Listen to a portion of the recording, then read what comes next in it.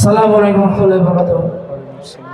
এদিকে ঈদ পূর্ণমিলন এবং খাওয়ালি অনুষ্ঠানে উপস্থিত সবাইকে আমি আমার এবং আমরা যারা মঞ্চে উপস্থিত আছি সব পক্ষ থেকে আয়োজন করা রাখি পেশার অনুষ্ঠান আসার জন্য সবাইকে ধন্যবাদ করতেছি, যাতে আমরা এইরকম সুন্দর এবং সুশৃঙ্খল পরিবেশে রশিদনগরের আগামী দিনের সাংস্কৃতিক ধারাবাহিকতা বজায় থাকুক।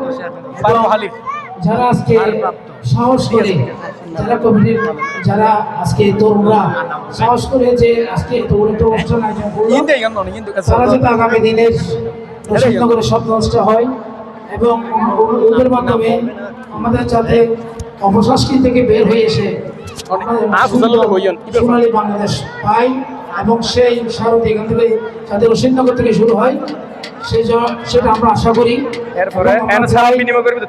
এই সব মহৎ অনুষ্ঠানের আমরা যাতে যুক্ত হই এবং আজকে আমাদের যারা শিল্পগোষ্ঠী পরিচালনা করছেন তাদেরকে খুব ধন্যবাদ জ্ঞাপন করতেছি।